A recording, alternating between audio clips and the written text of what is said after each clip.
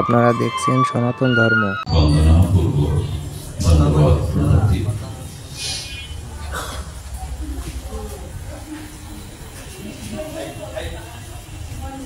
স্বল্পমস্য ধর্মস্য ত্রয়াতি মহাৎ ভয়াৎ। চারিদিকে ভয়,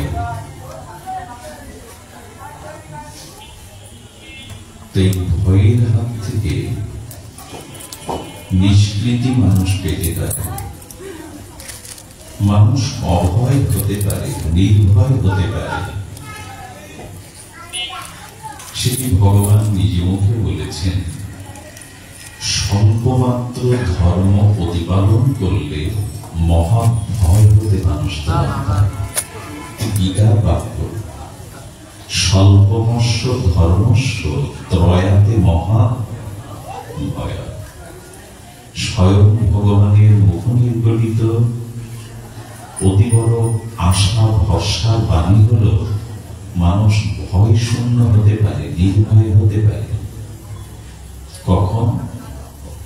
যদি স্বল্প পরিমাণে কেউ যথাযথ ধর্ম পালন করে। দেখুন, ধর্মের প্রতি আস্থা আমাদের প্রত্যেকের রাখা একান্ত অপরিহার্য। কিন্তু ধ্যান দিয়ে শুনুন, ধর্মের প্রতি আস্থা আমাদের প্রতি প্রত্যেকের অবশ্য প্রয়োজন। তার কারণ, ধর্ম মানুষের জীবনে স্থিতি এনে দেয়, কল্যাণ এনে দেয়, নির্ভয়তা এনে দেয়। সর্বোপরি ধর্মশীল মানুষ তার জীবনের লক্ষ্য খুঁজে পায়, কেন্দ্রে পৌঁছাতে পারে। লক্ষ্য আছে তো, আমাদের জীবনের একটা লক্ষ্য আছে। ধর্ম সেই লক্ষ্যে পৌঁছে দেয়। ধর্ম প্রতিষ্ঠার জন্য অপ্রপঞ্চ থেকে প্রপঞ্চে ভগবান আসে। ধর্ম কত বড় তত্ত্ব, যার প্রতিষ্ঠার জন্য স্বয়ং ভগবান বারবার সে জিনিস সহজ হতে পারে। ভগবান যা প্রতিষ্ঠা করতে আসেন, সেটি কত মহিমাপূর্ণ। ধর্ম প্রতিষ্ঠার জন্য কে আসেন? স্বয়ং ভগবান আসেন। আচ্ছা, ধর্মের লক্ষণ কি? ধর্ম তো হচ্ছে, কিন্তু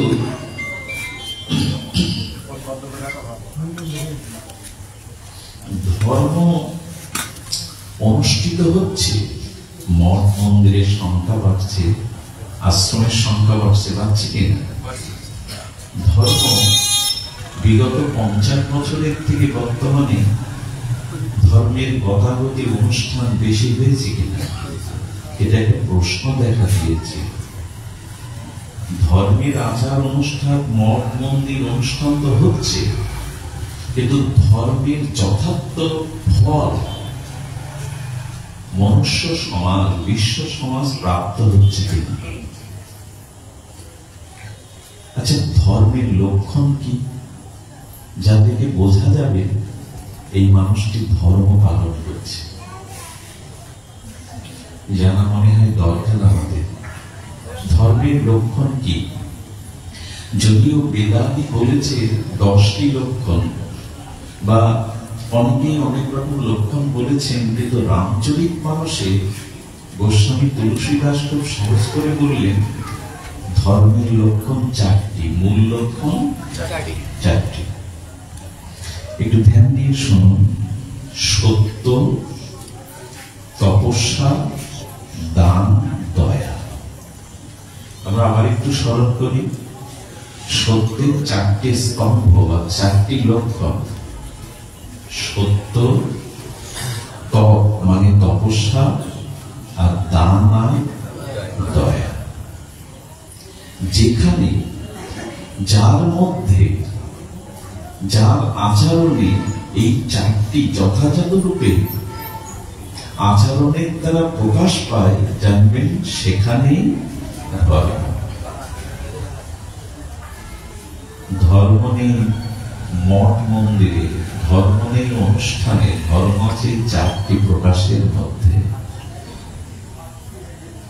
খুব বড় অনুষ্ঠান করলেই যে ধর্ম হলো, বিচিত্র বৈচিত্র্যময় মঠ মন্দির নির্মাণ করলেই যে ধর্ম হলো তা বলেনি। আমার পোশাক আশাকই যে আমার ধর্মের পরিচয় তাও এখানে বলা হয়নি। ধর্ম বলা হয়েছে কোথায়? সত্য, তপস্যা, দান, দয়া। বারবার বলছি কেন? যাতে আমাদের চিত্তে অন্তত একটা রেখাপাত করে। এগুলি ধর্মের লক্ষণ। এই চারটির দ্বারাই ধর্ম মুক্ত হয়, জীবন্ত হয়ে ওঠে। দেখুন কি মজার ঘটনা হলো, কৈকেয়ীর কথা মনে আছে? দশরথ পত্নী কৈকেয়ী, উনি রামকে বনবাসের আগে ঠিক এই কথাটা বলেছেন। খুব মার্মিক কথা, বলবার আগেই চিত্তে আনন্দে উচ্ছ্বসিত হয়ে ওঠে। যদি আপনাদের হৃদয়ে একটু এই কথাটা পৌঁছে দেওয়ার কৃপা হতো আমার প্রতি ভগবান গুরুদেব, যদি একটু ছুঁয়ে যেতে পারতাম আপনাদের হৃদয়ে এই কথাটা, খুব ব্যাকুলতা জাগে কিছু কিছু কথা, যদি আপনাদের হৃদয়ে কথাটা প্রকাশ ঘটাতে পারতাম। কৈকেয়ী বলছে, দেখো রাম, তুমি ভগবান, আর ধর্ম প্রতিষ্ঠার জন্য তোমার অবতরণ বা অবতার। তো রাম, তুমি যদি বনবাসে যাও, তাহলে ধর্ম প্রকৃত প্রতিষ্ঠা পাবে, ধর্ম যথাযথ রূপে প্রকাশ পাবে। বোঝা যায় না? ভগবানকে বনবাসে পাঠাচ্ছে আর দোহাই দিচ্ছে, তুমি বনবাসে গেলে ধর্মের এই চারটি লক্ষণ পূর্ণভাবে প্রকাশ হবে। কেমন জানেন? বলছেন, তুমি যদি বনবাসে যাও তাহলে সত্য রক্ষা হবে। ধর্মের প্রথম লক্ষণ সত্য। খুব ধ্যান দিন, ধর্মের প্রথম লক্ষণ সত্য। তো তুমি যদি বনবাসে যাও তাহলে তোমার পিতার দেওয়া যে সত্য, এটা প্রতিষ্ঠা পাবে। জগৎ বলবে দশরথ সত্যের উপরে প্রতিষ্ঠিত। আমাকে বর দিতে চেয়েছিলেন, কথা রেখেছেন। অযোধ্যার নৃপতি দশরথই সত্যে প্রতিষ্ঠিত। তুমি বনে গেলে আর না গেলে দশরথের সত্য রক্ষা আর ধর্মের প্রথম অঙ্গ সত্য রক্ষা হবে। রাম হাত জোর করে কৈকেয়ীর কথা শুনছে। দ্বিতীয় লক্ষণ কি? তপ, মানে তপস্যা। রাম এই রাস ঐশ্বর্যের সিংহাসনে থাকলে তপস্যা হয় না। তপস্যার জন্য মুনি ঋষিরা বনে যায়। তুমি বনবাসে গেলে, খোকনদা বসে বসে শুনুন, খোকনদাকে শোনায়, তুমি বনে গেলে তোমার তপস্যা হবে। ধর্মের চারটে লক্ষণ কিভাবে পূর্ণ করছেন কৈকেয়ী? বলে তুমি বনে গেলে তুমি তপস্যা, কারণ বনবাসে তো তপস্যা ছাড়া সেখানে ভোগ ঐশ্বর্য নাই। তার মানে রামকে বনবাসাতে পাঠালে কৈকেয়ী যুক্তি দিয়ে জগৎকে বোঝাচ্ছে যে ধর্ম প্রতিষ্ঠা হবে, তুমি তো সেই জন্য এসেছো রাম। তুমি বনে গেলে দশরথের সত্য রক্ষা হয়, আর তুমি মনে গেলে ধর্মের দ্বিতীয় লক্ষণ তপ বা তপস্যা করতে পারবে। পরে বাকি থাকলো দুটো, কি কি? দান আর দয়া। আর দান তুমি ভরতকে রাজ্য দান করে যাবে, দান। আর দয়া কাকে করবে? যে মন্থরা আছে আমার সেবিকা, ও দিনহীন খোড়া কানা, দয়াটা ওর উপরে করব। আমাদের দশা ঠিক তাই। আমাদের বড়টা ভুল হলো, ক্ষমা করবেন। আমার দশা তাই। চারটি লক্ষণ কি কি একটু বলুন? সত্য, তপস্যা, দান, দয়া। প্রকৃত ধার্মিক এর থেকে দুটো নিজের জীবনে গ্রহণ করে আর দুটো অন্যের জন্য সমাপন করে। তপস্যার সত্যটা ধার্মিকের নিজের জন্য, তপস্যার সত্যটা নিজের জন্য, আর দান আর দয়াটা নিজের জন্য না, অন্যের জন্য। এই হলো ধর্মের এই হলো ধর্মের প্রতিষ্ঠা। কিন্তু দুর্ভাগ্য, বর্তমান সময় আমার মতো ধার্মিক যারা, তারা কি বলে জানেন? যদি দান করতে হয় আমার মতো পাঠককে, সাধুকে, বৈষ্ণবকে করো, যদি কিছু দয়া করতে হয় তা আমাকে করো, আর তপস্যার সত্য তোমাদের জন্য। কইকেই কথা বোঝা যায় কথা।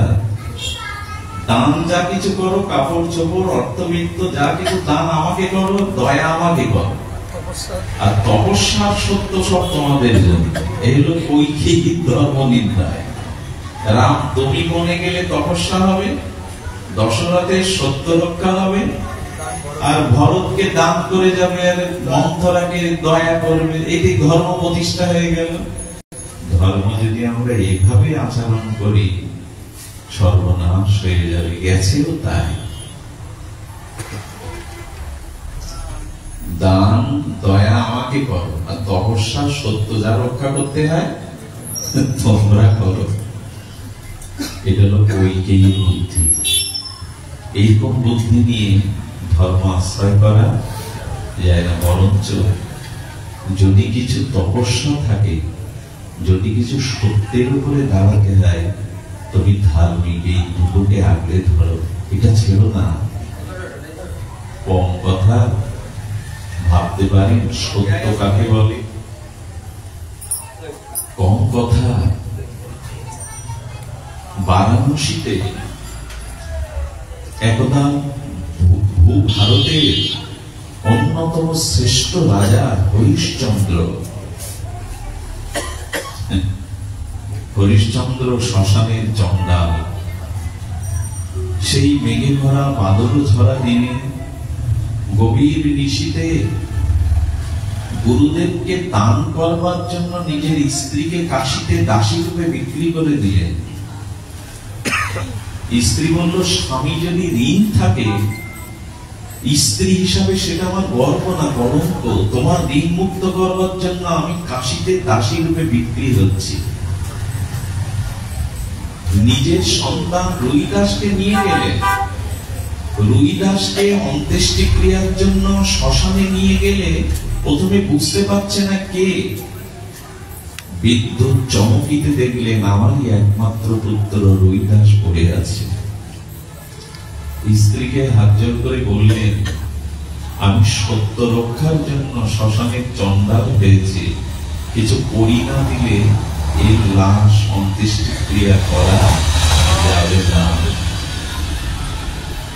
এবার ভাবতে পারেন, সত্য রক্ষার জন্য, দানের জন্য নিজের স্ত্রীকে দাসী রূপে, তখন দাসী প্রথা ছিল, দাসী দাস বিক্রি হতো বাজারে।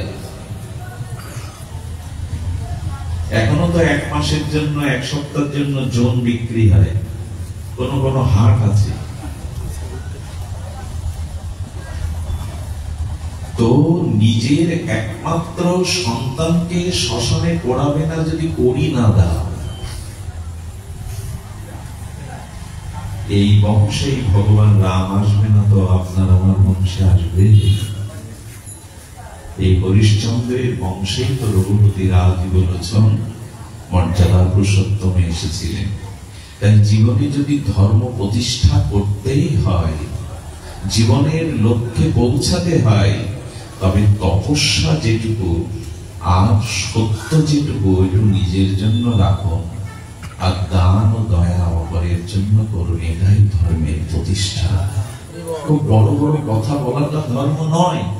মুখস্থ করে মানুষকে ঘন্টার পর ঘন্টা বসিয়ে রেখে মোহিত করার নাম ধর্ম নয়। ধর্ম মানে তপ এবং সত্য নিজের জীবনে থাকবে, আর যে দুটি অন্যের জন্য ফিরিয়ে দেওয়া, দান ও দয়া। এটাই ধর্মের প্রতিষ্ঠা।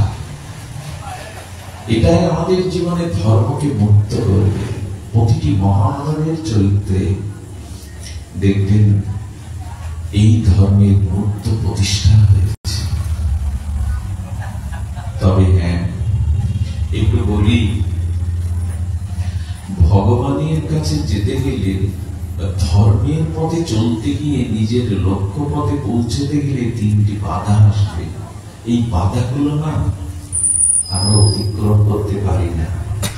এই জন্য মাঝে মাঝে ধর্ম থেকে চ্যুত হয়ে যায়, ধর্ম থেকে স্খলন হয়ে যায়, প্রায় সেটা হয়। যারা সদ্গুরুদেবের কৃপা লব্ধ এই সাধন ভজনে সাধু সঙ্গে এসেছেন, শ্রবণ কীর্তন অষ্টম মার্গে এসেছেন, তিনটি বাধা। সেই বাধা তিনটি দেখুন।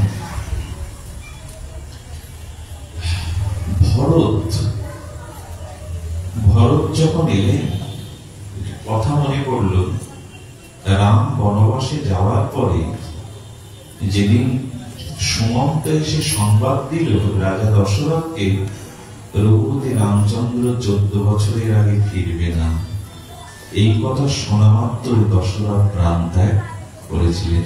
একে বলে ভালোবাসা। রাম পুত্র শুধু নয়, প্রাণ মনে করতেন দশরথ। এটা মুখে তো বলছি, কারো বিরহে সঙ্গে সঙ্গে কেউ শরীর ত্যাগ করতে পারে? পারে যদি মন প্রাণ সর্বস্ব তাকে দেওয়া যায়। যেদিন অর্জুন এসে হস্তিনাপুরে বলল যে কৃষ্ণ ভগবান অপঘাত হয়েছেন, সেদিন ওই কথা শোনা মাত্র একজন প্রাণ ত্যাগ করেছিলেন। কে জানে?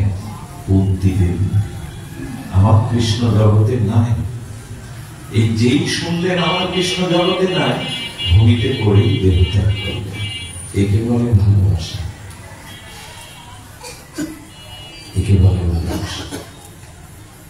তো ভগবান নাই বা ভগবান ফিরবে না, এতে দশরথ প্রাণ ত্যাগ করলেন। যখন বশিষ্ঠ দেব শোককে সামাল দিতে পারছেন না, দেখেন ঋষি শ্রেষ্ঠ বশিষ্ঠ, বিশুদ্ধ সত্য জ্ঞানের মূর্তি বশিষ্ঠ, কিন্তু এই শোক, এই অযোধ্যার ভিতরে এই শোক তাপ নিরাময় করতে পারছেন না। তখন একজনকে স্মরণ করলেন, আহ্বান করলেন। কথাটি খুব মূল্যবান। এই জীবনে যদি মহা সংকটে পড়ে, জীবনে তাপ যন্ত্রণা সইতে না পারেন, কোন পথ, কোন দিগদর্শন যদি সামনে খোলা না থাকে, আমি অনুরোধ করবো, একটা পথ খোলা আছে, একটা পথ খোলা আছে। সেটা বশিষ্ঠ তখন বললেন, এই সময়ে একমাত্র এই শোক, এই তাপ নিবারণ করতে পারে ভরতের মতো প্রেমিক সাধু বা ভক্ত। জীবনে যদি কখনো সব পথ রুদ্ধ হয়ে যায়, জীবনে নিরাশায় আপনি কোনো দিক না পান, জীবনের সমস্ত সমস্যা আপনার জীবনে অন্ধকার করে আসে, অমানিসার অন্ধকারের মতো, সেই দিন প্রেমিক শুদ্ধ ভরতের কোন ভক্তকে স্মরণ করবেন। এই জীবনে একমাত্র শুদ্ধ ভগবানের প্রিয় ভক্তই পারে শোক, মোহ, ভয়, তাপতে জীবকে কল্যাণ করতে। এই জন্য ঋষি বশিষ্ঠ ভরতকে স্মরণ করলেন। ভরত মানে কি? ভরত, ভরত। যদি আমরা একটু সরল অর্থ নেই, ভতে ভগবান, ভতে ভক্তি, ভক্তের ভাব, ভক্তের ভক্ত, ভতে ভক্ত অর্থাৎ। আর রথ মানে যিনি চলমান। রথ থেমে থাকে না, রথ চলে। তো রথ মানে চলমান, অর্থাৎ যার জীবনে ভক্তি ভাব, ভগবানের পথে, ভাবের পথে, ভক্তির পথে যিনি সর্বদা চলেন, ইনি হলেন ভগবানের প্রিয় ভক্ত। যিনি থেমে থাকেন না, ভাবের পথে, ভক্তির পথে, ভগবানের পথে নিত্য নিরন্তর যিনি বাধাহীন ভাবে চলেন, ইনি হলেন ভরত। ভরত যখন এলেন, ভরত আসার পরে তিনি দেখছেন মায়েদের বৈধব্য বেশ।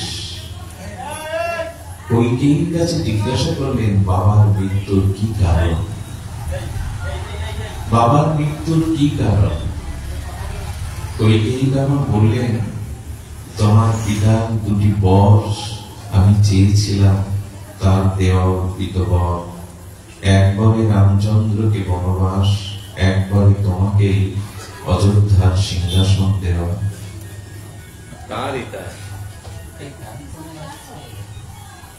তো তো রাম বনবাসে যাওয়াতে পুত্র সুখে তোমার পিতা দেহ ত্যাগ করেছে। ভরত মূর্ছিত হয়ে পড়লেন। যখন চেতনা ফিরে এলো না, তখন বললেন, আজ থেকে তোমার মুখ দর্শন যেন আমার না হয়। সন্তান তো মাকে মেরে ফেলতে পারে না, সন্তান তো মাকে মেরে ফেলতে পারে না। আর আমার মনে হচ্ছে যে তোমাকে যদি কুপি টেনে ধরে আমি মেরে ফেলতে পারতাম, কিন্তু কেন জানো আমার হাত কাঁপছে, কেন জানো কাঁপছে? এই জন্য রামায়ণে বাল্মীকি বা রামচরিত মানস প্রণেতা তুলসীদাস, রামায়ণ হলো নির্মল, রামের চরিত্র হলো নির্মল। ওখানে আজ যদি আমি তোমাকে হত্যা করি, তাহলে রামের নির্মল চরিত্র কলঙ্কিত হবে। রামের চরিত্র আমি কলঙ্ক দিতে চাই না। এখানেও প্রভুর প্রতি তার কি আস্থা। বললেন, তুমি রাক্ষসী, তুমি রামকে বনবাসে পাঠিয়েছ আমাকে সিংহাসনে বসানোর জন্য, তোমার মুখ যেন আমি না দেখি। একটা কথা বলবো, যদি ভগবানের পথে কেউ বাধা হয়ে দাঁড়ায়, ধর্মের পথে কেউ বাধা হয়ে দাঁড়ায়, যদি ভগবানকে ভালোবাসতে ভজন করতে কেউ নিষেধ করে, আমি অনুরোধ করবো, সে গুরু হলেও, পিতা হলেও, মা হলেও, স্বামী হলেও তার কথা মানবেন না। যে গোবিন্দের পথে যেতে বাধা হয়ে দাঁড়ায়, সে যেমনই হোক, যদি বলেন মন গড়া কথা কেন বলছে, মন গড়া না। ভাগবতে বলেছে, প্রমাণ দিয়েছেন, ভরত তার মাকে 14 বছর মুখ দেখেনি, মা বলে ডাকেনি। কারণ আমার রাম প্রাণ, আমার রাম সর্বস্ব, তাকে তুমি বনবাসে পাঠিয়েছ, তার চরণ হতে আমায় বঞ্চিত করেছ। বিভীষণ বলল, আত্মীয় হলেও, নিজের বড় ভাই হলেও ত্যাগ করা যায়, যদি সে রামের পথে বাধা হয়ে দাঁড়ায়, গোবিন্দের পথে বাধা হয়ে দাঁড়ায়। গুরুদেবকে কে ত্যাগ করলো? গুরু যদি ভগৎ ভজনে বাধা হয়ে দাঁড়ায়, শুক্রাচার্যকে ত্যাগ করলো বলি মহারাজ। ভগবানকে 3 পাদ জায়গা আমি দিতে চেয়েছি, প্রভু আজ আর আপনার কথা আমি আদেশ মানতে, তাতে যদি সর্বশ্রী হত হতে হয়, সর্বনাশ হয়, তবু রাজি, তবু ভগবানকে আমি ফেরাবো না। আর গোপীরা, বৃন্দাবনের ব্রাহ্মণ পত্নীরা স্বামীর আদেশ নামেননি। ভগবানের পথে যাওয়া যাবে না, এই কথা তারা যাদের আটকে দিয়েছিল স্বামীরা, তারা দেহ থেকে প্রাণ ছেড়ে দিয়ে চলে গিয়েছিল। মানে যে বাধা দিচ্ছে আর যে বাধা শুনছে, এদের দুজনেরই পতন হবে। বরঞ্চ ওই মর্যাদা লঙ্ঘন করে যদি ভজনের পথে, ভগবানের পথে যেতে পারেন, তাহলে যে বাধা দিয়েছে তাকেও আপনি রক্ষা করতে পারবেন, ভজনের দ্বারা রক্ষা করতে পারবেন। ওই ব্রাহ্মণ পত্নীদের দ্বারা ব্রাহ্মণদের ভক্তি হয়ে গেল, ওই বিভীষণের দ্বারা লঙ্কা উদ্ধার হয়ে গেল, আর প্রহ্লাদের প্রার্থনার দ্বারা হিরণ্যকশিপুর ভগবানের চরণ পেয়ে গেল। বাধা মানবেন না। তো ধর্মের পথে 3টি বাধা। শোন, ভরত চরিত্রটা আমার কাছে, এই ভরতই পরবর্তী কবি ভাবটায়, ভরত না এলে আমরা কবি ভাবটা বুঝতে পারতাম না। এত বড় সন্ত, প্রেমিক, ত্যাগী, সাধু, না হলে কবি ভাবে বুঝতে পারতাম না।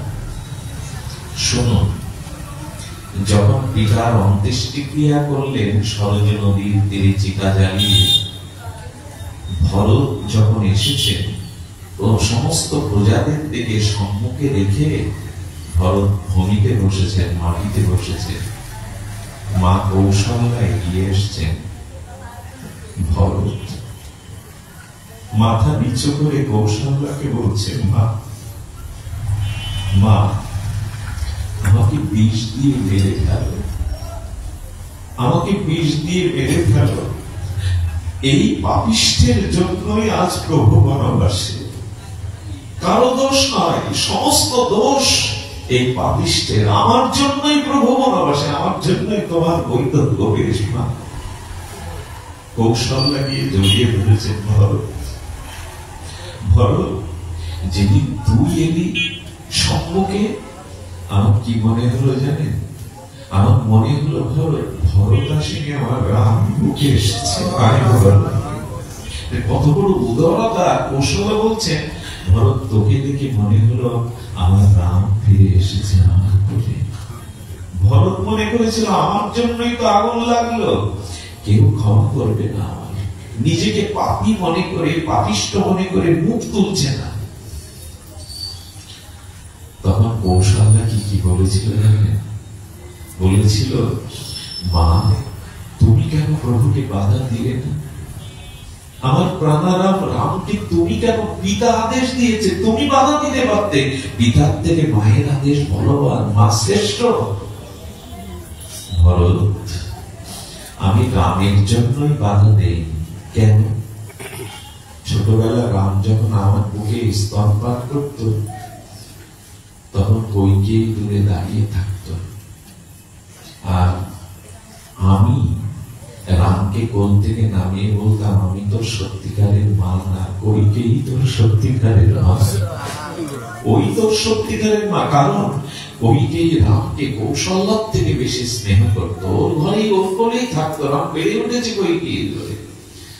তো যাকে আমি রামের মা বলে ছোট কাল থেকে, শৈশব থেকে রামের মা বলেছি, রাম আমাকে কি উত্তর দিল জানিস? ভরত, মা তুমি তো ছোটবেলায় শিখিয়েছো কইকেয়ী আমার বড় মা, মার কথা সন্তানের শুনতে হয়, এই জন্যই তো আমি মার কথা রেখে যাচ্ছি।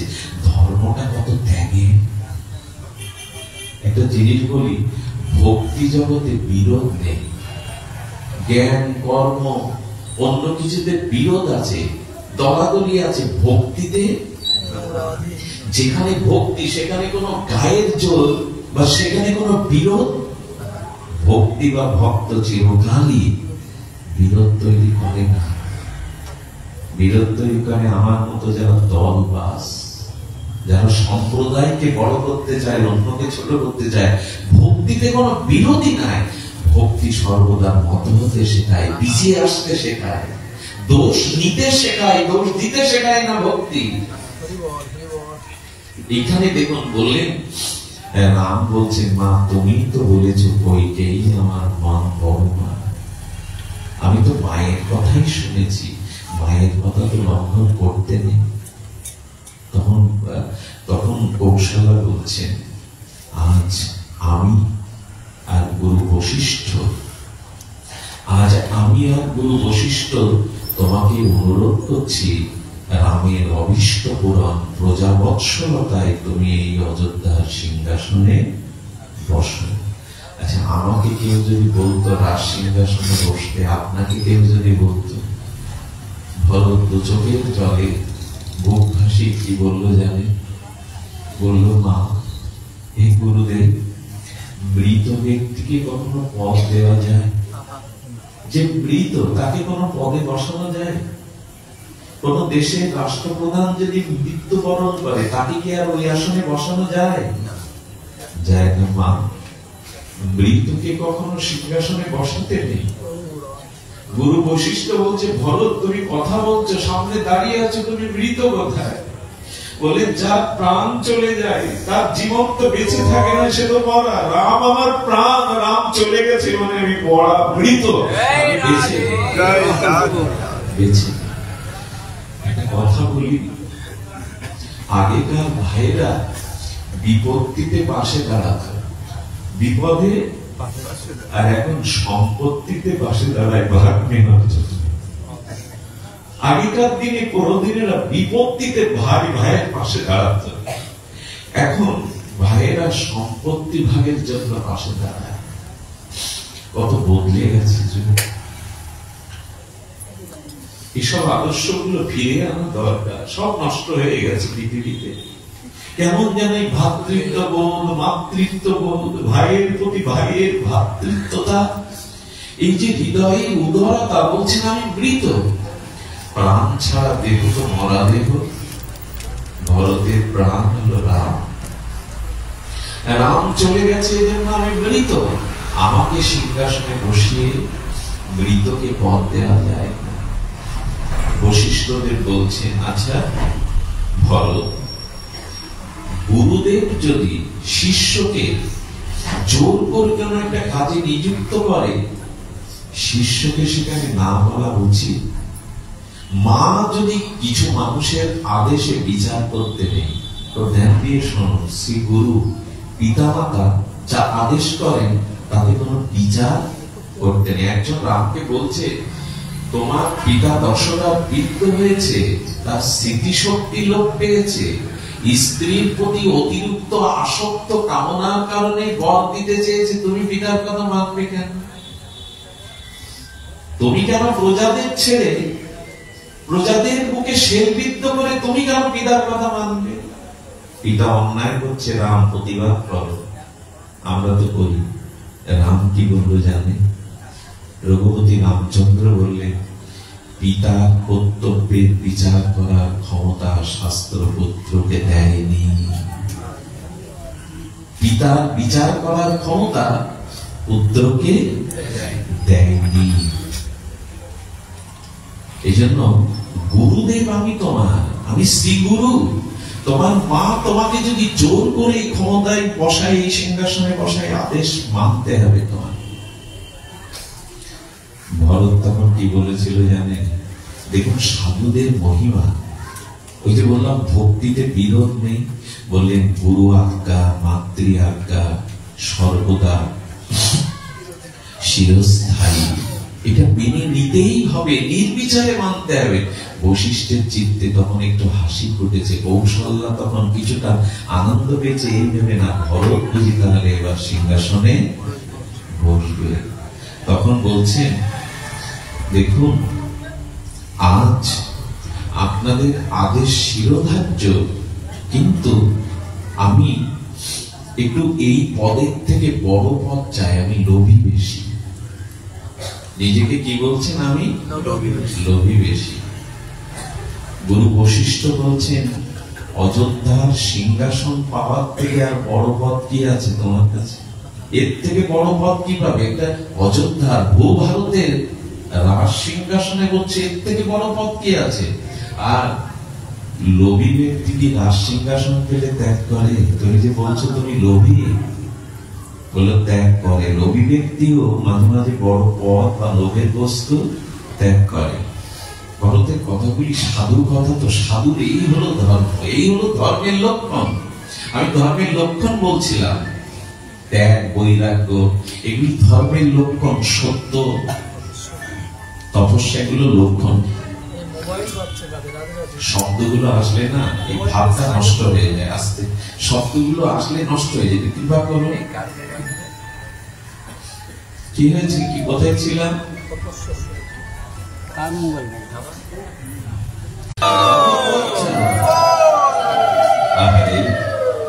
এই হলো সাধু, এই হলো ধার্মিক, যিনি রাজপদ প্রভুর পদের জন্য, চরণের জন্য ত্যাগ করতে পারে।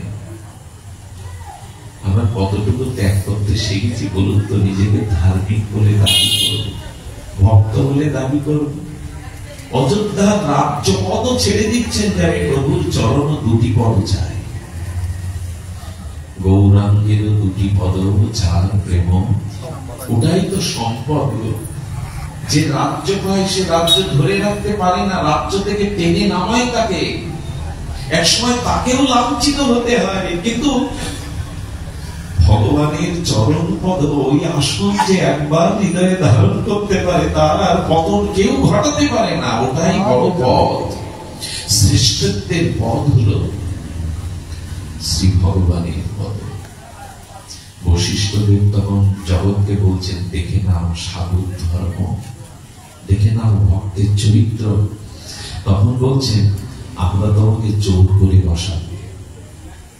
তখন বলছেন বশিষ্ঠ দেব, হে শ্রী গুরুদেব, আপনি মা যদি আমাকে জোর করে বসান আমি হয়তো বসবো, কিন্তু ধরিত্রী এই বসুন্ধরা রসাতলে যাবে, ধ্বংস হয়ে যাবে, আমাকে জোর করে বসান।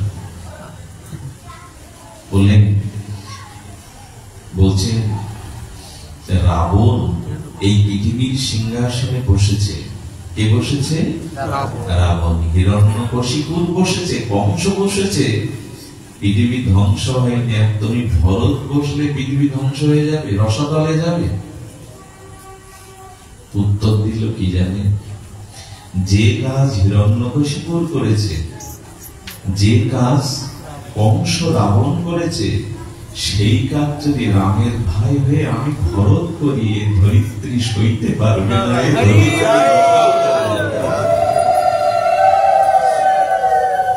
আমার মাঝে মাঝে মনে হয় কথার মধ্যে যদি রাত দিন এই চিন্তায় ডুবে থাকতে পারতাম, যে কাজ, এই জন্য অনুরোধ করব এই যে বেশটা গুরুদেব দিয়েছেন, তিলকমালা দিয়েছেন, আমি নিন্দার কাজ করে, আমি যদি কোনো নিন্দার কাজ করি আমার সমালোচনা হোক, কিন্তু আমার কারণে যখন গুরুদেবের নিন্দা কেউ করে, ধর্মের নিন্দা করে, এবার সইতে পারবেন তো? একবার ভেবে দেখুন তো, আমার অন্যায় কর্ম অপকর্মের দোষ আমাকে দিক মানুষ, কিন্তু যখন আমার কারণে ধর্মকে, মালা তিলককে, গুরুদেবকে, সম্প্রদায়কে নিন্দা করে, এর ভার সইতে পারবো তো? ভরত বলছে যে কাজ রাবণ কংস করে, হিরণ্যকশিপুর করে, সেই কাজ রামের ভাই ভরত করলে ধরিত্রী এ পাপের ভার সইতে পারবে না, অসম্ভব। এই জন্য পাপ কর্ম অপকর্ম করবার আগে আমাদের মনে যেন বারবার গুরুদেবের স্মৃতি ভেসে ওঠে, ধর্মের স্মৃতি ভেসে ওঠে, সাধুত্ব ভেসে ওঠে। এই কাজ আমার নয়, আমার কারণে ধর্মের কেউ নিন্দা করবে, গুরুদেবের নিন্দা হবে, এর থেকে জীবন অবসান হওয়া ভালো। বিশ্বাস করুন, কারো পেছনে যদি কোনো আদর্শ থাকে সে মানুষ সহজে নষ্ট হতে, সে পিতা হোক, মাতা হোক, গুরু হোক, ধর্মে। আমার বাবা খুব ছোটবেলায় চলে যায়। উনি 3 বেলা ভগবানের ভজন না করে জল স্পর্শ করতেন না। খুব ছোটবেলায় কোলে করে নিয়ে যেতেন কীর্তনের সাধু সঙ্গে। উনি যখন মারা যান, আমি ওনার সামনে, খুব ছোট, আমাকে বলছেন, মঙ্গল আমার বুকে আইতো, দুটো কথা আমাকে দুটো কথা রাখবি, বল আমাকে দুটো কথা দে। কি কথা বাবা? বললেন, সাধু সঙ্গটা ত্যাগ করিস না, আর গীতা ভাগবতকে জীবনের সাথে রাখিস, কথা দে। তো যখনই কোনো অন্যায় কর্ম হয়ে যায়, যখনই আমি পাপের দিকে চলে যায়, কে যেন ওই কণ্ঠস্বর ধরে বলে থাকে, আমাকে সেই কথা দিয়েছিলি না, এ পথে যাবি না, টেনে আনে। জীবনে কারো কোনোটা আদর্শ যদি আপনার জীবনে থাকে, আপনি ভুল পথে যেতে গিয়ে অনেক বাধা পাবে, কে যেন অদৃশ্য শক্তির দ্বারা টেনে আনবে আপনাকে। এজন্য প্রত্যেকের জীবনে একটা আদর্শ থাকা চাই। আমি এই পথে গেলে ও কষ্ট পাবে, ও যন্ত্রণা পাবে, ও ব্যথা পাবে, এরকম একটা আদর্শ যার জীবনে নেই, সে পথ হারিয়ে বসবে। এই জন্য কারো না কারো প্রতি শ্রদ্ধা রাখুন, আস্থা রাখুন, বিশ্বাস রাখুন যে আমি কিছু করলে না সে কষ্ট পাবে। তাহলে ভুল পথ থেকে, অন্যায় পথ থেকে দেখবেন সরিয়ে রাখবে। ভরত যখন কোন রকমে রাজি হল না, তখন ভরত হাত জোর করে প্রণাম করে বলছেন, গুরুদেব আমাকে আশীর্বাদ করুন, আমি চিত্রকূট হতে প্রভুকে অযোধ্যায় ফিরিয়ে আনবো, আমাকে আশীর্বাদ করুন। এই আমি যে সূত্রটা বলেছিলাম, ধ্যান দিন এবার, কেন জানি না, আজকের পরিবেশটা বড় খুব শুদ্ধ শুদ্ধ পরিবেশে স্বাভাবিকভাবেই হৃদয় দ্রবীভূত হয়ে যায়। আমি বারবার দুর্বল হয়ে পড়ছি, এটা উচিত না। তবু একটু ধ্যান দিন, ধর্মের আমি যে লক্ষণগুলি বলছিলাম সেটা ভরতের মধ্যে পূর্ণাঙ্গ রূপে প্রকাশ হয়েছে। এই জন্য এই চরিত্রটা আমরা সামনে নিয়েছি। ভরত তখন বললেন, আমি চিত্রকূট হতে প্রভুকে ফিরিয়ে আনতে যাচ্ছি। চিত্রকূট জপ তপ ভজন করছেন, ওইখানে ভগবানকে পাবে। দেখুন কি বড় সংকেত দিয়ে গেছেন তুলসীদাস গোস্বামী বাল্মীকি মহাকবি। চলেছেন, কিভাবে চলেছেন জানেন? খুব অদ্ভুত কথা। 3টি বাধা আসবে। আপনি যখন সঠিক ধর্মপথে চলবেন তখন 3টি বাধা আপনাদের জীবনে উপলব্ধি হয়েছে কারো কারো। 3টি বাধা শুনুন। প্রথমে যেতে যেতে উনি যখন অযোধ্যার সীমা পার হয়ে গেলেন, তখন গুহাচণ্ডা তিনি দেখছেন হাতি ঘোড়া সৈন্য সামন্ত আর নিয়ে ভরত আসছেন। তখন কি মনে হলো জানেন? উনি সমাজপতি, উনি রাজা, উনি তখন ওই প্রদেশের রাজা। গুহাব তখন মনে করেছে যে ভরত হাতি ঘোড়া রথ সারথি সৈন্য নিয়ে আসছেন, মানে ভরত তো রামচন্দ্রকে বনবাসে পাঠিয়েছে আর নিজে রাজা হয়েছে, যাতে ওনার ক্ষমতাটা পথটা চিরদিন উনি বজায় রাখতে পারেন। এই জন্য রামকে হত্যা করবার জন্য চলেছে। তখনই উনি সেনাদের বললেন, গঙ্গা পার যাতে ভরত না হতে পারে, সৈন্য সামন্ত নিয়ে সবাই এগিয়ে চলো। এই হলো প্রথম বাধা। ইনি হলেন সমাজপতি। গোপালচন্দ্র কি? যখন আপনি ত্যাগ বৈরাগ্য সঠিক দান ধর্ম দয়া পরোপকারের পথে ধর্মপথে চলবেন, তখন প্রথম বাধাটা আসে সমাজের থেকে। প্রথম বাধাটা আসে সমাজের থেকে। ওই পাড়ারও ভক্ত হয়ে গেছে, ওই কথা বলছে, মানুষকে পথ দেখাচ্ছে। সমাজ একটা বাধা আপনাকে, ঘরের স্ত্রী হয়ে যেখানে হরিকথা সেখানে ছুটে যায়, ঘরের বউ হয়ে যেখানে ছুটে, সমাজ আপনাকে একটা বাধা প্রথমে দেবে। যারা সাধু পথে এসেছেন, সমাজ আপনাদের ক্ষমা করেনি। আদর্শের পথে যারা চলেছেন, প্রথমে যে সমাজ বাধা হয়ে দাঁড়ায়। বাধা হয়ে দাঁড়ালে মহাপ্রভুকে একঘরে করতে পারত নবদ্বীপের সমাজ। অদ্বৈত প্রভুকে পর্যন্ত একঘরে করে দিয়েছে নবদ্বীপের সমাজ। মহাপ্রভুকে কত গ্লানি দিয়েছে, ধর্ম নষ্ট করবে।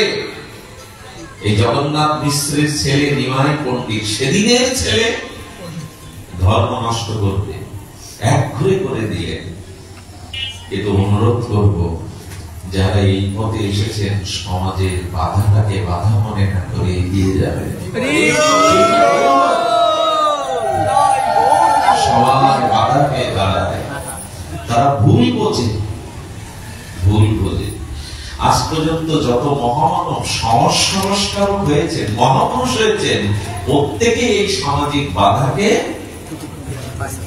পার হয়ে গেছেন। অবশ্য সমাজ একদিন তাকে বরণ করেছে, তবে প্রথমে নয়। একটা অদ্ভুত কাণ্ড আমাদের দেশে কি হয় জানেন? জ্যান্ত ঠাকুর ধরায় থাক, সম্মান দাও, যাতে প্রেরণা পেয়ে সে এগিয়ে যেতে পারে।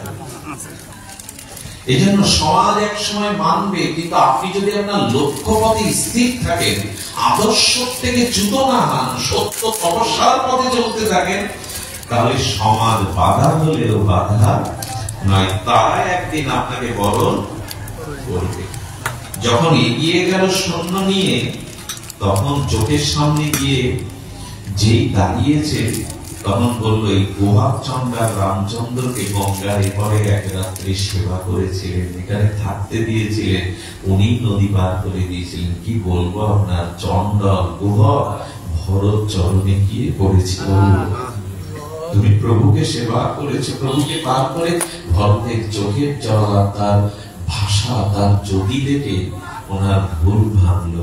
গোহাচণ্ডাল বললে, এত প্রেমিক তুমি, ভালো, এত প্রেমিক তুমি?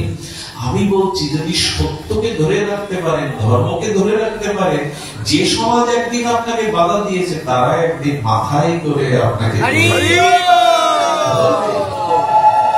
পিছিয়ে যাবে, পিছিয়ে যাবে। দ্বিতীয় বাধা, ভগবানের কাছে যেতে গেলে ধর্মের প্রতিমূর্তি আনতে গেলে লাগবে না ওটা। দ্বিতীয় বাধা কোথায় জানেন? উনি যেতে যেতে ভরদ্বাজ ঋষির আশ্রম দেখছেন। কি দেখলেন? ভরদ্বাজ ঋষির আশ্রম। ঋষি কি করলেন জানেন? ঋষি তার তপশক্তির দ্বারা, তপস্যার দ্বারা ওখানে স্বর্গের মতো সমস্ত উপচার আর স্বর্গীয় সুখ সৃষ্টি করলেন তপস্যার বলে। ঋষি পরীক্ষা নিতে যাচ্ছেন ভরত কেমন সাধু, কেমন ধার্মিক। কি করলেন? তপস্যার দ্বারা স্বর্গীয় সুখের বাতাবরণ সৃষ্টি করলেন। ওই যেমন চারিদিকে সুন্দর করে স্বর্গীয় সুখ, নির্মল পবন, নিত্য গীত, আর চারিদিকে এটা সৃষ্টি করলেন। ভরত কি করলো জানে? আহারে, ভরত ওই সমস্ত স্বর্গীয় সুখ, সুখময় দুগ্ধ ফেনি নিবিড় শয্যা ছেড়ে, নির্মল আরাম আয়েশ ছেড়ে ওই মেঝেতে সারা রাত কান্দ আর গড়া করে দিল, প্রভু কবে তোমার চরণ পাবো, কবে তোমাকে ফিরিয়ে আনতে পারবো? ভরদ্বাজ ঋষি দেখলেন, হ্যাঁ, এই প্রকৃত ধার্মিক, এই প্রকৃত সাধু, যে সর্বসুখ পেয়েও সেই সুখ গ্রহণ না করে। আমি দেখেছিলাম জানি বিদ্যামনের এক মহাত্মা, কি করে ব্যাখ্যা করি বলুন তো? তার আশ্রমে না এসি ফিট করা, যে কথা রুম, কিন্তু সব ভক্তদের জন্য। তার রুমটা গিয়ে দেখি ছোট্ট একটা কুঠি, আর কত পুরানো দিনের একটা ফ্যান ভালো করে ঘোরে না, গরমে ওখানে বসে আছে। অথচ যারা থাকবে ভক্তরা, তাদের জন্য ভক্তরা এসি দিয়েছে ওই রুমে ফিট করা, তার কাছে না। এরাই সাধু, ঐশ্বর্য পেয়েও, ভোগ পেয়েও তারা ভোগে। আমাদের এই ঢাকা দক্ষিণে মহাপ্রভুর একজন বংশধর ছিলেন। একবার এক ভক্ত গিয়ে দেখে উনি একটা গামছা পরে ওই মেঝেতে, কত খাট দিয়েছে ভক্তরা, পালঙ্ক দিয়েছে, মেঝেতে শুয়ে আছে। তাকে প্রশ্ন করেছিলেন তার একজন অঙ্গ সেবক, প্রভু আমি খাটে না ঘুমিয়ে মাঝে মাঝে দেখেছি যখন আশ্রমে থাকেন তখন এই মেঝেতে একটা মলিন কাপড়, ছেঁড়া গামছা পরে কেন শুয়ে থাকি? ওর দিকে তাকিয়ে সজল নয়নে বললেন, আমার মহাপ্রভু গম্ভীরার ওই কুটিরের মধ্যে যা পা সরল করে শুতে পারত না, পাটা ভাস করে থাকতে হতো। ওই গম্ভীর গম্ভীরার মধ্যে মহাপ্রভু 12টা বছর মাথায় কোনো বালিশ দেননি, মেঝের উপরে পড়ে থাকতো। একটা কলার পাতা সরা শুকনো, ওই কলার পাতার মাঝখানে যে শুকনো ডাকা থাকে, ওইটা দিয়ে একটা কাঁথা তৈরি করে ভক্তরা দিয়েছিল, ওর উপরে 12টা বছর পড়েছিল। তার বংশধর হয়ে পালনকে স্বয়ং করা কি শোভা পায়? আজও আমার মনে হয় বিদ্যামণির মুকুট, পাণ্ডিত্যের গৌরব, উজ্জ্বল গাথা, বিদগ্ধ গোল্ড মেডেল, কলকাতা বিশ্ববিদ্যালয়ের সংস্কৃতিতে গোল্ড মেডেল পাওয়া, অন্যতম নৈয়ায়িক ভজনানন্দী, সেই শ্রীরূপ শ্যামসুন্দর বড় পণ্ডিত বাবাকে দেখতে গিয়েছিল। একটা গামছা পরে মুখরার জঙ্গলের মধ্যে পড়ে রয়েছে, গামছা পরে 25-30 টাকা। অথচ পৃথিবীর অন্যতম বড় বড় ধনীরা যাদের চরণে এসে ব্যাগ ভর্তি টাকা একটু সেবার জন্য দিতে যায়, বিনোদ বাবার কুটিতে যাবেন বর্ষণা, সারা বৃন্দাবনের ভূষণ। বিনোদ বাবার যে কুটিতে বসে রাধারানীর ভজন করেন, ওখানে গ্রন্থ ছাড়া, ভজনের জিনিস ছাড়া একটা ময়লা থান করে ওইখানেই ঘন্টার পর ঘন্টা, মাসের পর মাস, বছরের পর বছর ওইখানে গায়ে কোনো দামি কোনো বস্ত্র ওরা দেয় না। চৈতন্য বাবা 32টা বছর গিরিরাজ পরিক্রমা করছে, এখনো ছেঁড়া গেঞ্জি গায়ে দিয়ে করে দুয়ার করে। দ্বিতীয় বাধা কোথায় জানেন? ভক্তি বা ধর্মের বা সাধু। দ্বিতীয় বাধা হলো ধর্মের পথে চলতে গেলে চারিদিক দিয়ে তোমার সুখ এসে ভর করবে, অর্থ, যশ, খ্যাতি, মান, বড় আসন, এগুলো মানুষ ভরিয়ে দেবে। যদি এই সব প্রলোভনে একবার মন মজে যায়, বাড়ি, সম্পত্তি, ঐশ্বর্য, লক্ষ্মী তোমাকে বরণ করবে। ভরতের দিকে চেয়ে দেখো, সাধু কাকে বলে, ধর্ম কাকে বলে। স্বর্গের ঐশ্বর্য পেয়ে ধুলায় সারা রাত কাঁদছে প্রভুর বিরহে। এই হলো সাধু, এই হলো সাধু। ঐশ্বর্য দ্বিতীয় বাধা কোনটা? যশ, খ্যাতি, ঐশ্বর্য, প্রতিপত্তি, এগুলি আসবে। শ্যামসুন্দর পণ্ডিত বাবাজি, বড় বাবাজি মহারাজ বলেছিলেন, একটু পাঠ করতে পারলে, একটু ভালো কীর্তনিয়া হতে পারলে, প্রচারক হতে পারলে পিছনে টাকা ছুঁড়ে ছুঁড়ে মারবে হয়, আঁচল থেকে খুলে খুলে তোমার কাছে দিয়ে দেবে। খবরদার, একবার যদি এই নেশা পেয়ে বসে, ভক্তি বহু দূরে সরে যাবে, ওগো তাকে পেলে আর পাওয়ার কিছু বাকি। জংলব্ধা চাপাদাং লাভং মান্নাতে নাদিকাং তত যস্মিনি স্থিত দুঃখেন করুণাল বিবলাশ্চতে। ওগো যা পেলে আর পাওয়ার কিছু বাকি থাকে না, যাকে জানলে আর জানার কিছু অবশেষ থাকে না, যা লাভ করলে আর কোনো লাভের অপেক্ষাই থাকে না, সেই ভক্তি লাভ করলে আর কিছু প্রয়োজন নাই, সব এসে জুটবে। দ্বিতীয় বাধা হলো ঐশ্বর্য। এই ঐশ্বর্য ঘিরে ধরবে। ভরতদাস সকালবেলা মুখে টেনে দিলেন, ভরত স্বর্গের ঐশ্বর্য পেল যারা সারা রাত ভগবানের বিরহে ধোলায় কাঁদতে পারে, ভোগ না করতে পারে, এরাই হলো জগতে প্রকৃত ধার্মিক, প্রকৃত সন্ত, প্রকৃত সাধু, প্রকৃত সাধু। কথা বাধা বলেছিলাম, একটা হলো সমাজ, দ্বিতীয়টা হলো অর্থবিত্ত, এইগুলি। তৃতীয় বাধার সম্মুখীন হলেন ভরত। তৃতীয় বাধাটা কি জানেন? কথাটা খুব হৃদয়ে গ্রাহী কথা, খুব শুনছেন মন দিয়ে, তবু বলি, আবার একটু হৃদয়ে ঢেলে দিন। বর্ণকে এই দিকে নিবিষ্ট করুন, মনকে একেবারে প্রস্তুত করে নিন।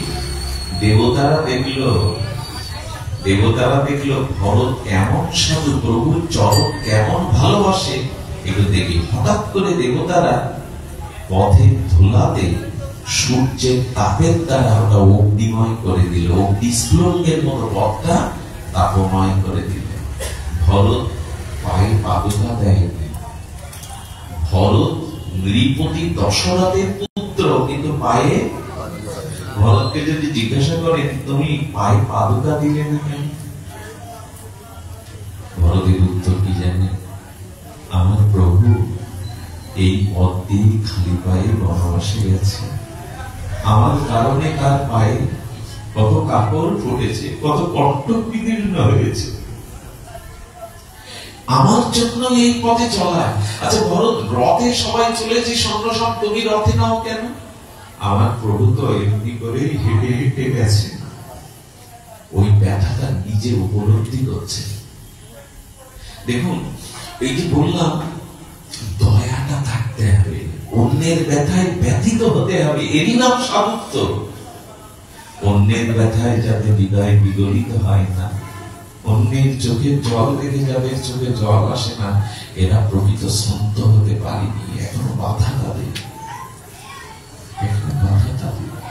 দয়াটা থাকতে হবে। জানেন, আজ পৃথিবী বড় দয়া শূন্য হয়ে গেছে। প্রতিবেশী একজন না খেয়ে মরে গেলে, কন্যাদায়গ্রস্ত পিতা অভিশাপ নিয়ে বসবাস করলেও সেদিকে কারো দৃষ্টি। পথে একটা মানুষ পড়ে জল জল করে মরে গেল, এক গ্লাস জল। আর সমাজ ব্যবস্থাও হয়েছে এত জটিল যে পরের উপকার করারও এখন ওই যে জল দিয়ে যদি মারা যায় না, পুলিশ এসে ধরবে, তুমি ওকে খাইয়ে মেরেছো।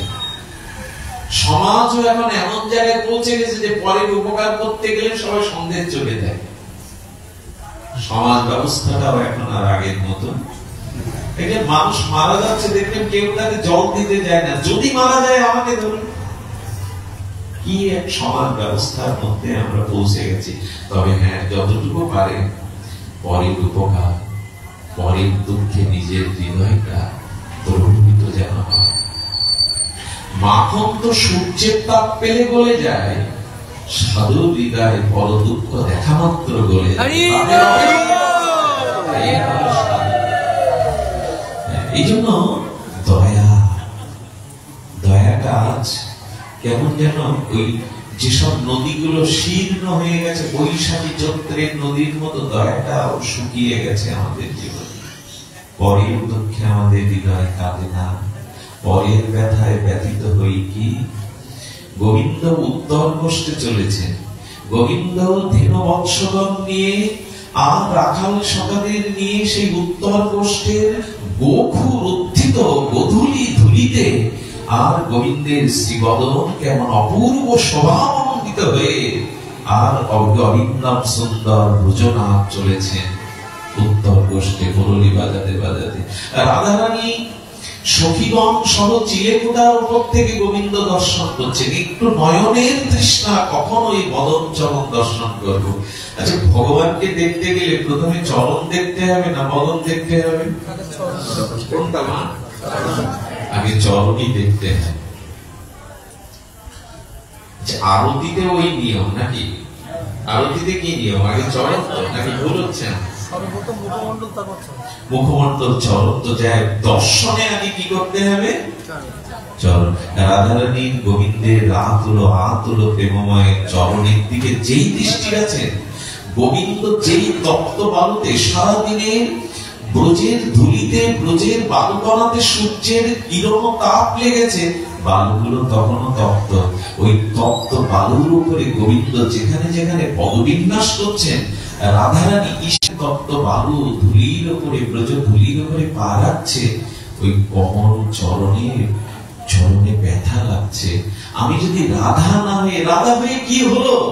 আমি যদি পদ্ম হতে পারতাম, যেখানে যেখানে গোবিন্দ চরণ ফেলছেন ওখানে এক একটি পদ্ম হয়ে যদি ফুটে উঠতে পারতাম, তার চরণে ওখানে গোবিন্দের চরণে তাপ লাগছে, আর এখানে রাধাদের রঙে অগ্নির ছ্যাঁকা লাগছে। এটাই হলো লক্ষণ, এটাই হলো পরের ব্যথাকে। যেমন এরকম ব্যথা উপলব্ধি আমরা অত দূরে যেতে পারবো না, অত দূরে যাওয়ার ক্ষমতা কারো নেই, যোগী ঋষি মুনিরও নেই।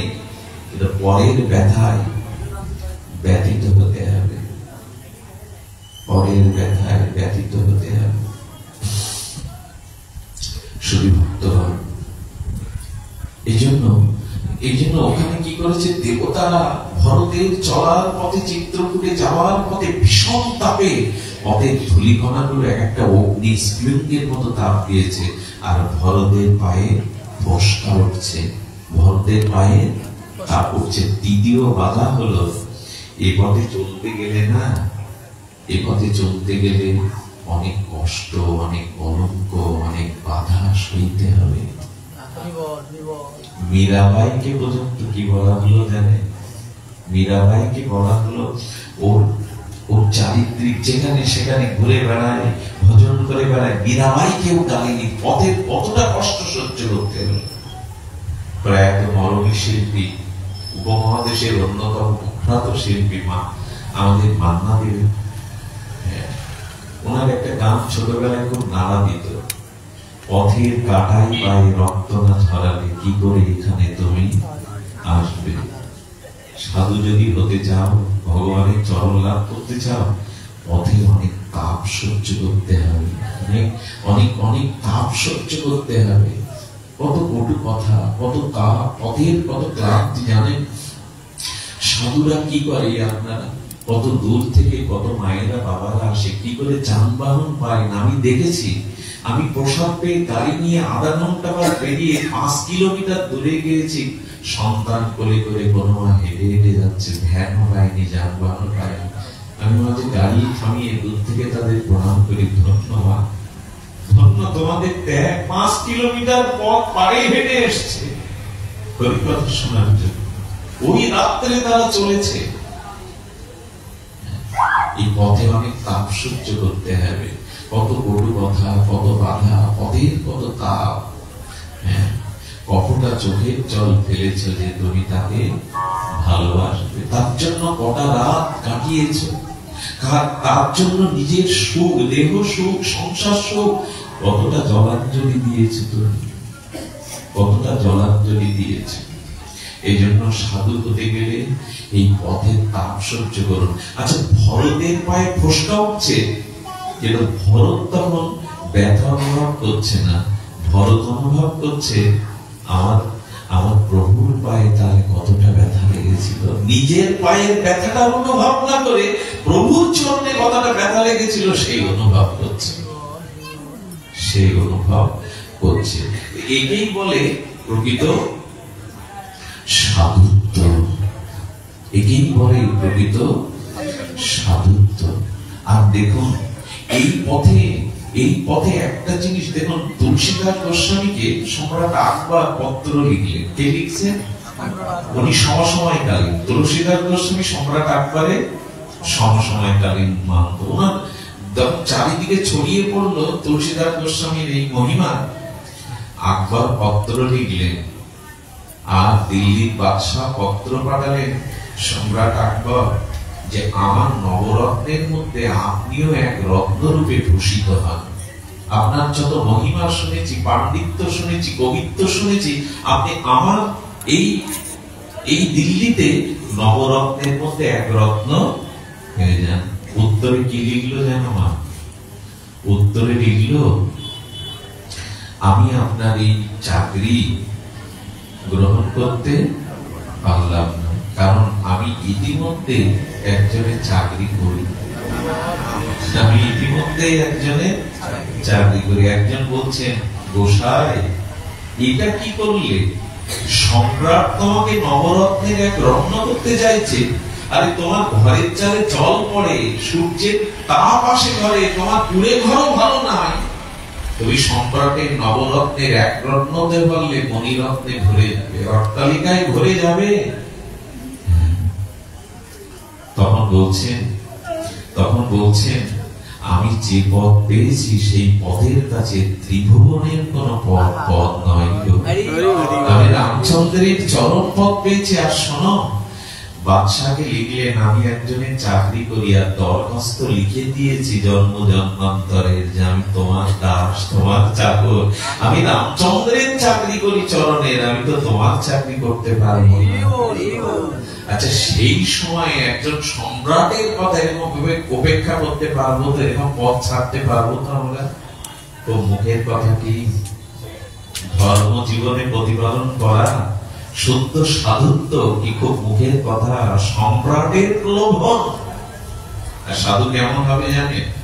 আচ্ছা, এই মনিরামপুরে কেউ যদি 20-25 তলা একটা সুরম্য অট্টালিকা তৈরি করে, বহুজন দাঁড়িয়ে দাঁড়িয়ে দেখে সেই সূর্য সুরম্য অট্টালিকা, কিন্তু কোন বৃন্দাবনের ত্যাগ বৈরাগ্যবান সাধু ওই পথে যেতে গেলে দাঁড়িয়ে দেখবে তো কেমন মানিয়েছে, সে উপেক্ষা করে চলে যায় ওদিকে। তার তো একবার আমাদের বৃন্দাবনে কুম্ভন নাম এক সন্ত শিরোমণি, বৃন্দাবনের ভূষণ শিরোমণি, এই কুম্ভন দাসকে একবার বলছেন কি, এই সিগড়িতে একটা কেল্লা আছে, সেই ব্রিটিশদের, সেই মোগলদের তৈরি করা সিগড়ি কেল্লাটা একবার চলো তো দেখে আসি। উনি বললেন, আমি কি করতে? বলে চলো না। তো সেই সিগড়ির কেল্লা দেখে এসে বলছেন, আচ্ছা কেমন দেখলেন কুম্ভন না, কেমন দেখলেন? উনি বলছেন কি, কোথায় আর কি দেখেছি, আমি তো রাম নামে মস্তিতে গেছি আর রাম নামে মস্তিতে চলে এসেছি, আমি তো দিকে তাকাইনি। তাই সাধু কখনো কারো ঐশ্বর্যের দিকেও লোভ দেন না, কেন তার হলো আমার হলো, এগুলো সব সাধুত্বের লোক অপেক্ষা করেছে, আমি আমার মস্তিতে ছিলাম। এই কুম্ভনাথকে একবার একজন রাজা কৃপা নিতে এসেছিলেন, এসে দেখে তার ঘরে খাবার দাবারও কিছু নেই, বড় একটা চাটাই বা আসনও নাই। তো উনি ওনাকে বলছেন কি, সাধু আমি একটু এসেছিলাম যদি আপনার সেবা করতে পারতাম। রাজা উমানাথ বললেন কি সেবা করবে? বলে আসুন না আমার সাথে। এক মুদিখানা দোকানে দিয়ে কয়েকটা সোনার মোহর দিয়ে বলছে, ইনি যে বছর ওনার যত মালপত্র লাগে তুমি এখান থেকে নিয়ে একটু রাম সেবা, একটু ভগবানের সেবা করবে। তখন বললেন কি, এগুলি আমি নেব না, কারণ আমি আর এক দোকান খোলা আমার জন্য, আমার আর একটা দোকান আছে, আমি সেখানেই লেনদেন করব। তা আপনি চলুন না দেখবেন। তো রাজার হাত ধরে কুম্ভনাথ এসে দেখছে একটা সবজির ক্ষেত আর একটা কুল গাছ। এই আমার দোকান লোক, এরাই আমায় দেয় বাকিতে। বলে এরা প্রভু সেবার জন্য ওই যে ক্ষেতের শাক আর এই বরুই গাছে যে কুল হয়, এই হলো আমার প্রভু সেবার দ্রব্য। আমার দোকান তো আছে। রাজা মাথা নত করে বলে গেল, এদের জন্যই ভারতবর্ষকে মানুষ সাধুর দেশ হিসাবে, আধ্যাত্মিক পীঠস্থান হিসাবে এদের জন্যই, এদের জন্যই। সাধুত্ব হলো এই। আমার তো বোঝানোর ক্ষমতা নেই, শ্লোক জানি না, শাস্ত্র জানি না, যা জানি ওই আবুল তাবুল পাগলের মতো, বাচালের মতো, বালকের মতো বলবার চেষ্টা করছে। এইটুকু, এই হলো সাধুত্ব। এদের বাঁধতে পারিনি কোনো কিছু দিয়ে, এদের বাঁধতে পারিনি, সময় নেওয়ার অধিকার নেই। তবে শুরু করেছিলাম স্বল্পমস্য ধর্মস্য ত্রয়াতে মহৎ। যদি স্বল্প পরিমাণেও যথার্থ ধর্ম প্রতিপালন করা যায়, তাহলে মহাভয় হতে নিষ্কৃতি পাওয়া যায়, আজও যায়। ভগবানের চরণকে যারা আশ্রয় করেছে, ভজ হরি মন শ্রীনন্দের নন্দন অভয় চরণার। হাইকোর্ট থেকে, সুপ্রিম কোর্ট থেকে চিহ্নিত দাবি আসামি, ফাঁসির আসামিকেও যদি বিশেষ ক্ষমতা বলে প্রেসিডেন্ট মুক্তি দিতে পারে, তাহলে যিনি রাজাধিরাজ ভগবানের চরণাশ্রয় করেছেন, ধর্মের যথাযথ চরিত্রায়ন করে, তাকে ভয় হতে গোবিন্দ মুক্ত করতে পারে। আরো জানো, একটা এমএলএ বা এমপির যদি 10-20টা কেসও থাকে, পুলিশ তাকে ধরবার জন্য যদি প্রস্তুত থাকে, কিন্তু সেই এমএলএ এমপি যদি সংসদের মধ্যে অবস্থান করে, তাকে অ্যারেস্ট করার ক্ষমতা কারোরই নেই। সে যে কোনো ব্রাঞ্চের হোক, ও যখন বাইরে আসবে, কথাটা সংকেত কি জানেন? যদি ধর্মের সংসদের মধ্যে একবার প্রবেশ করতে পারো, ধর্মরূপ সংসদের মধ্যে একবার প্রবেশ করতে পারো, ওখানে আর তোমাকে মায়া সংসার কারাগারে শৃঙ্খলিত করতে পারবে না। ওখানে যাও, ওখানে যাও। আর মহাপ্রভু তো আমাদের একটু সহজ উপায় দিয়ে গেছেন, আত্মসমর্পণ। হাত তুললেই হলো, দাঁড়িয়ে হাত বলো, সমর্পণ করো, সমর্পণ করো। হয় না। দেখুন দ্রৌপদী যেদিন বললেন, হে দ্বারকাধীশ বিপদ ভঞ্জন মধুসূদন, কি বললেন? হে দ্বারকাধীশ।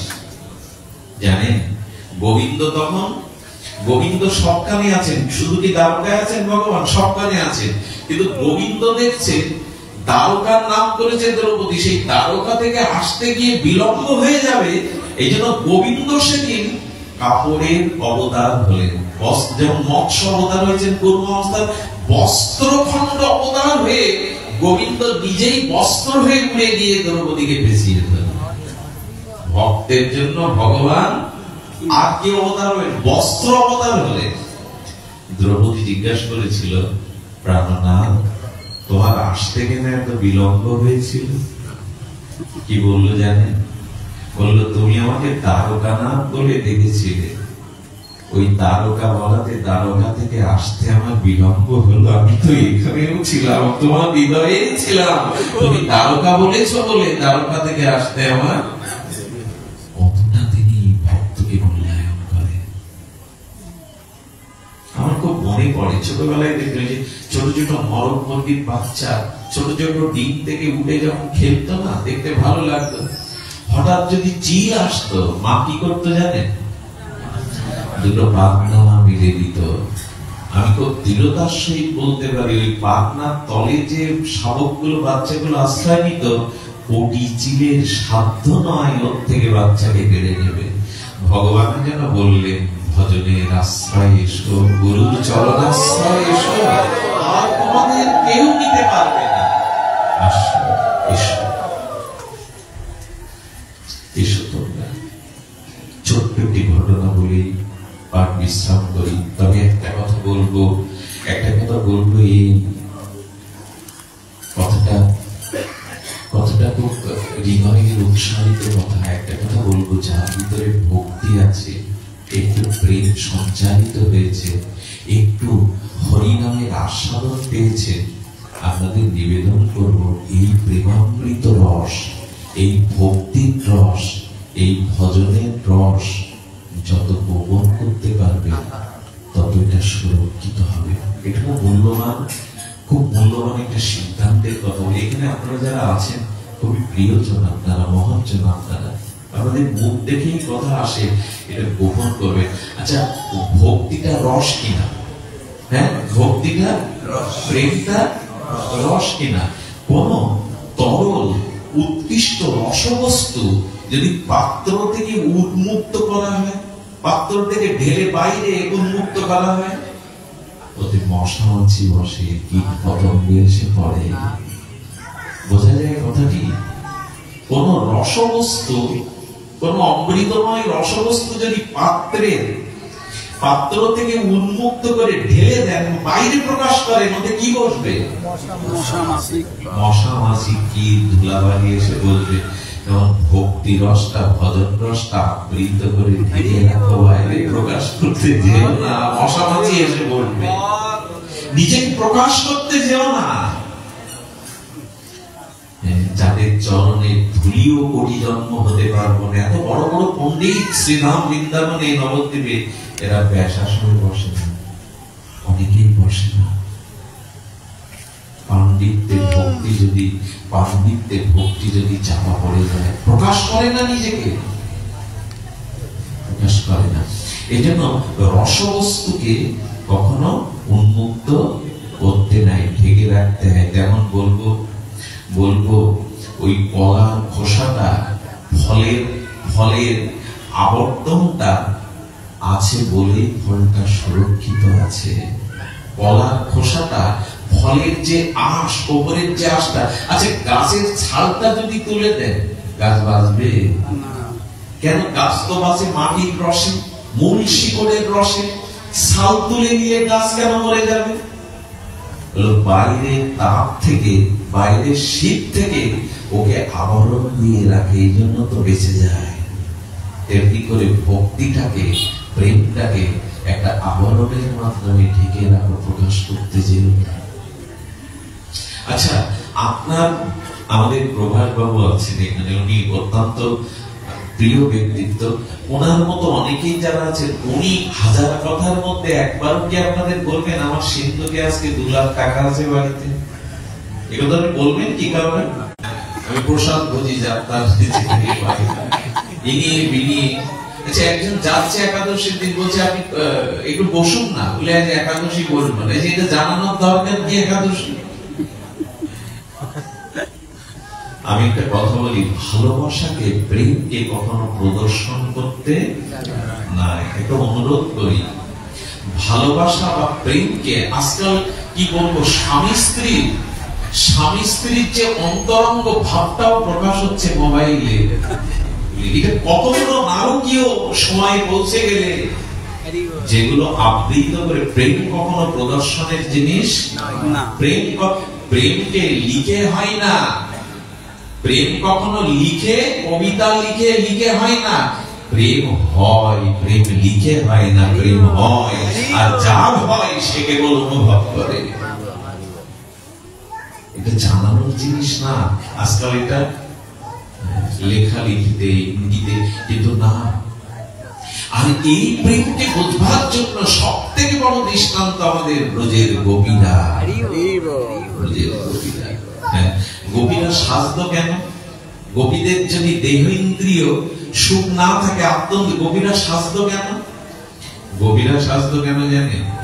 গোপীরা সাজতো এই জন্য আমরা সুন্দর হয়ে গেলে গোবিন্দ সুখ পাবে, তার নয়নের সুখ পাবে, নিজেকে সুন্দর করার জন্য সাজতো না। আচ্ছা, রাধারানী কি ওই ভেবে সাজতো? আমার ভাগবত জীবনের এই কথাটা সব থেকে মূল্যবান কথা। রাধারানী কি গোবিন্দকে সুখ দেবেন বলে গোপীদের মতো নিজেকে সাজাতেন? নুপুর দিতেন, আরতি, আলতা, অলকা তিলকা, কাজল দিতেন, সাজাতেন। রাধারানী কেন সাজতেন? গোবিন্দের কাছে যাওয়ার জন্য। গোপীরা সাজতেন এই জন্য যে আমরা সুন্দর হয়ে গেলে সুন্দরতম আমাদের দেখে আনন্দ পাবে, আমাদের প্রকাশ করবার জন্য না। বিজ্ঞাপন কখনো করতে নাই, প্রেমে ভক্তিতে ওরা করতে না। রাধারানী কেমন সাজতেন জানেন? রাধারানী সাজতেন গোবিন্দ আমাকে দেখে যাতে কষ্ট না পায়। রাধা এই কথা কি বলছো? তোমাকে দেখে গোবিন্দ কষ্ট হবে? তোমার চরণ পাওয়ার জন্য সে ঘোষণা করে। রাধারানী বললেন, আমি সাজি কেন জানো? আমার সৌন্দর্যকে ঢাকবার জন্য। এই কথাটা শুনে আমি মাটির তলে যদি চলে যেতে পারতাম এরকম মনে হয়েছিল। বলছে রাধারানীর সাথে নিজের স্বাভাবিক সৌন্দর্যকে ঢেকে দেওয়ার জন্য। বলি কেন রাধে? বলে আমার যে স্বাভাবিক রূপ, সেই রূপে যখনই আমি গোবিন্দের সামনে যাই, আমাকে দেখলে উনি মূর্ছিত হয়ে পড়ে যান। এই রূপে রাধারানীর যে স্বাভাবিক রূপ, সেটা যখন গোবিন্দ দর্শন করেন তখন প্রেমে মূর্ছিত হয়ে পড়ে যান। গোবিন্দ যখন মূর্ছিত হয়ে ধুলায় পড়ে যান তখন আমার বড় ব্যথা লাগে। তাই আমি সাজি এই জন্য, আমার রূপটাকে ঢেকে দেওয়ার জন্য আমি সাজি, যাতে এরকম কথা শোনা যায় কখনো? যদি বলে না মানুষ সাজলে তো তার রূপের থেকে আরো তারে ভালো দেখায়, ভূষণ বললে, অলঙ্কার বললে তার রূপের থেকেও তাকে মানায়। কিন্তু রাধারানী অলঙ্কার করতেন নিজের রূপ ঢাকার জন্য। কেন জানেন? ওই অলঙ্কার গুলো, ওই সমস্ত আবরণ গুলো বলতো রাধারানীর অঙ্গে আমরা গেলে রাধারানীর সৌন্দর্য বাড়ে না, আমাদের সৌন্দর্য বাড়ে। ভূষণেরও ভূষণ রাধারানীর অঙ্গ। অর্থাৎ উনি নিজেকে সাজান কেন? নিজের রূপটাকে। কারণ ওই প্রেমময় স্বরূপে গোবিন্দ দেখলেই মূর্ছিত হয়ে পড়ে যায়।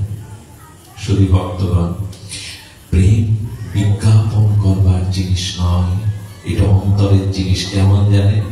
এক কবি সন্ধ্যাবেলায় গোবিন্দের মুখ দেখতে কি করেছে জানেন? জ্বালানো প্রদীপটা ফু দিয়ে নিভিয়ে দিয়েছে। জ্বালানো প্রদীপটা ঘরে ফু দিয়ে নিভিয়ে গিয়ে গোবিন্দ যে ঘরে যশোদা তাকে কোলে করে রেখেছে, যশোদাকে গিয়ে বলছেন, যশোদে মা, কি গো গোপী? বলে প্রদীপটা নিভে গেছে, তাই প্রদীপ ধরাতে এলাম। আহারে, কি করে গোপন করে একবার প্রাণনাথকে দেখা যায়। বলে যাও, প্রদীপ জ্বলছে, প্রদীপ জ্বালিয়ে নিয়ে যাও। বাইরে আসার পর ওই যে এক ঝলক গোবিন্দের বদন দেখেছেন, আবার লোক জেগেছে। ফু দিয়ে প্রদীপটা নিভিয়ে গিয়ে বলছে, মা বাতাসে নিভে গেছে, আর একবার ধরতে এসেছি। এই হলো। আমি এক মাতাজিকে জানি, তিনি শিক্ষিকা। তো আমি শুনেছি তার প্রতিবেশীর মুখে, উনি স্কুলে যখন যান না, গোবিন্দকে শৃঙ্গার করেন, খুব বেশি সেবা করেন, ব্রজের বিগ্রহ সেবা করেন। ওই সেবা করে কিছু দূর গিয়ে ওদিকে ঘন্টা পড়েছে, আবার ছুটে আসেন, আরেকবার থেকে আসি না, আরেকবার থেকে আসি না। প্রেমটা সবসময় ভিতরে রাখতে হয়। যারা প্রেমকে প্রচার করে, বিজ্ঞাপন করতে চায়, আজও প্রেম সেখানে দাঁড়ায় না। গোপীরা এই জন্য চিরদিন তারা এই প্রেমকে এমনি করে লুকিয়ে রেখেছে। প্রেমকে প্রকাশ হতে দিতে নেই, বিজ্ঞাপন করতে নেই। তাই আসুন আমরা ধর্মের আশ্রয় নিয়ে, আমরা ধর্মকে অবলম্বন করে আমাদের ভজনকে হৃদয়ের গভীরে রেখে দিই। তাহলে হয়তো প্রভু আমাদের এই জীবনে গ্রহণ করবেন তার চরণে। ও বাচ্চাটা আসলে কাঁদছে না, বাচ্চাটা সংকেত দিচ্ছে এবার বিশ্রাম দাও। সেই বিশ্রামই দেব। যা কিছু ভগবান ঘটায়, কোনো না কোনো মঙ্গল তার মধ্যে আছে। আজকের অনুষ্ঠানটা হওয়ার কথা ছিল জুড়নপুর সেই হনুমানজি মহারাজের উদ্দেশ্যে। যেহেতু আবহাওয়া খারাপ, এই জন্য ওখানে একটু জল টল জমে গেছে, হয়নি। তবে আমার কেন মনে হয় কোন সৎ সংকল্প সহজে পেছাতে নেই। তো খোকন তাকে কি বলবো, চিরদিন তার কাছে ঋণী আমি, তার ভালোবাসা, তার অনুকম্পা। তিনি বললেন, দাদা আপনাকে আসতে হবে, আপনাকে যে কোনো ভাবে আসতে হবে। আমি অবাক হয়েছি। আমার মনে হয় মনিরামপুরের মাটিতে এবার থেকে পা দেওয়ার আগে একটু প্রণাম করে পা দিতে হবে। আমি তো আপনাদের দূরের কেউ না, আমাকে আমার নারী নক্ষত্র আপনাদের জানা, কিন্তু এরকম একটা দিনে হঠাৎ করে এরকম একটা অনুষ্ঠানের আয়োজন করা, একটা অনুষ্ঠান করতে গেলে কত ব্যয়বহুলতা হয়। এরকম একটা আয়োজন একদিনের মধ্যে, আর এরকম শুদ্ধ নিষ্কিঞ্চন অনুরাগী ভক্তরা একত্রিত হয়ে এরকম নির্মল শুদ্ধ পরিবেশ পাওয়াটা না, আমার মনে হয় এরপরে এই ভূমিকে প্রণাম করেই তবে পা রাখতে হবে। ধন্য আপনারা, ধন্য আপনাদের এই যথার্থ হরিকথার রসিক, হরিকথার উৎকণ্ঠিত পিপাসিত চাতক মতো আপনারা একটু কথা শোনা, কত আপনারা কথা প্রেমিক, আপনারা হরিকথা প্রেমিক, এভাবেই আপনাদের জীবন কাটুক। এইটুকু বলি, দেশ রাষ্ট্র বিশ্ব পরিস্থিতি যতই ভয়াবহ হোক, যতই দুর্দিন সামনে আসুক, ঝড় ঝঞ্ঝা আসুক, যেখানেই ভগবান আপনার গতাগতি যেখানেই রাখুন, এইটুকু শেষ অনুরোধ, তার চরণ ছাড়া হয়ে থাকবেন না। আপনাদের মঙ্গল হোক, আপনাদের কল্যাণ হোক। আর চিরদিনের মতো ওই একই কথা, গ্রন্থ আছে ধনঞ্জয়ের, কৃষ্ণ গ্রন্থ সংগ্রহ করবে। আমার সামনে অনুপ এসেছে আমাদের নিতাই, তাদের প্রতি কৃতজ্ঞতা জানায়। আমরা এখন একটু কীর্তন